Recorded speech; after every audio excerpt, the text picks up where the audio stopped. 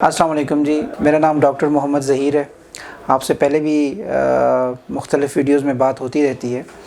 میں basically assistant professor neurology lady reading hospital Peshawar میں کام کرتا ہوں۔ جو موضوع آج ابھی ہم زیر بحث لانا چاہتا ہوں میں، وہ بیسیکلی یہ ہے کہ یادداشت کا کمزور ہونا یا ڈیمنشیا جسے کہتے ہیں۔ جہاں تک ڈیمنشیا ہے، اس کے مختلف وجوہات ہیں، اس کی مختلف سینیریوز ہیں۔ جیسے اولڈ ایج میں، ینگ ایج میں ڈیمنشیا کی یا یادداشت کے کمزور ہونے کی مختلف وجوہات ہیں۔ بڑی عمر کے لوگوں میں یادداشت کی کمزوری آتی ہے تو اس کا جو سب سے بڑا جو عنصر ہے وہ ظاہری بات ہے فالج کا ہونا ہے، اسٹروک جو ہے یا وسکولر ڈیمنشیا ہم جسے کہتے ہیں۔ مطلب جو بنیادی طور پہ اس کا مطلب یہ ہے کہ جو ہماری دماغ کی خون کے رگیں ہیں، جس کی وجہ سے چھوٹے چھوٹے مختلف قسم کے فالج بار بار ہوتے ہیں، جسے ہم اسمال ویسل اسکیمیا کہتے ہیں، اس کی وجہ سے جو ہے تو یادداشت کی کمزوری ہوتی ہے، وقت کے ساتھ ساتھ وسکولر ڈیمنشیا ہونا شروع ہو جاتا ہے۔ پھر ایک جو بہت بڑا ایج ریلیٹڈ ڈیمنشیاز ہمیں بات کریں تو اس میں الزائمر کا اثر آتا ہے۔ الزائمر ڈیمنشیا تھوڑا سا مختلف ہے جو وسکولر ڈیمنشیاز ہیں، کیونکہ یہ دماغ کے کارٹیکس ہے، یا ہم کہتے ہیں دماغ کے اوپر والے اس سے جلی سے یہ رائز ہوتا ہے۔ تو مختلف اس کی ریزنز ہیں، اس میں تو میں ڈیٹیل میں نہیں جانا چاہتا، لیکن ان شارٹ یہ ہم کہنا چاہتے ہیں کہ برین میں کچھ ایسے کیمیکلز ہیں جو روٹین میں تو مطلب وہ ڈسکارڈ ہو جاتے ہیں، ختم ہو جاتے ہیں، نکل جاتے ہیں باڈی سے، لیکن ان کی ڈپوزیشن ہونا شروع ہو جاتی ہے، جس کی وجہ سے ہمیں الزائمر ڈیزیز ہوتی ہے۔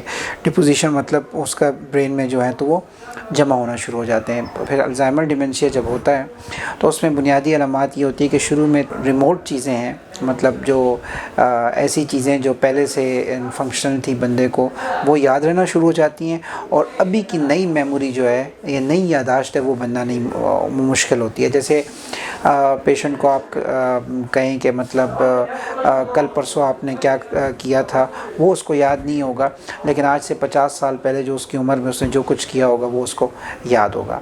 اس کے علاوہ الزائمر جو پیشنٹ ہوتا ہے وہ شروع میں تو اتنا ڈیپینڈنٹ نہیں ہوتا اپنے باقی اس میں، لیکن بعد میں ایون اس سے گھر کا راستہ تک بھول جاتا ہے، اور مطلب گھر تک آنا بھی اس کے لیے مشکل ہوتا ہے۔ پھر ہم اس کو اس طریقے سے بھی دیکھ سکتے ہیں کہ یادداشت کی جو کمزوریاں یا ڈیمنشیا ہیں، کچھ ایسے ہیں جن کا علاج ممکن ہے، کچھ ایسے ہیں جن کا علاج ممکن نہیں ہے۔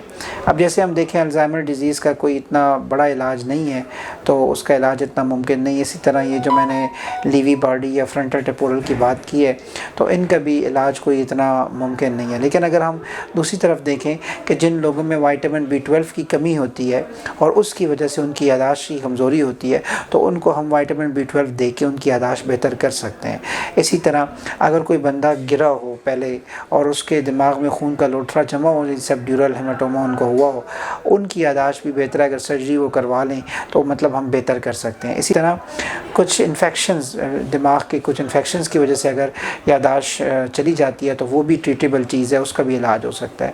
جن لوگوں کو تھائرائیڈ کے مسائل ہیں، ہائپو تھائرائیڈ جو ہوتے ہیں، اس کے ساتھ بھی ڈیمنشیا ہو سکتا ہے، تو ان لوگوں کا بھی یہ ہے کہ مطلب اگر ہم تھائرائیڈ کی بہتری کر دیں تو علاج مطلب ان کا ہو سکتا ہے۔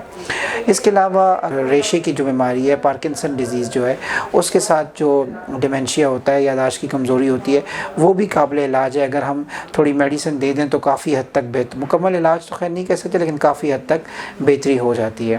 ایک میں تھوڑی سی بات کرتا چلوں کہ ینگ ایج میں جو لوگ کہتے ہیں کہ جی ہمیں ڈیمنشیا ہو گیا، ڈیمنشیا بنیادی طور پہ اس طرح کا نہیں ہوتا جو یہ لوگ عموماً سمجھ رہے ہوتے ہیں۔ وہ بیسیکلی کنسنٹریشن کی کمی ہوتی ہے، توجہ کی کمی ہوتی ہے۔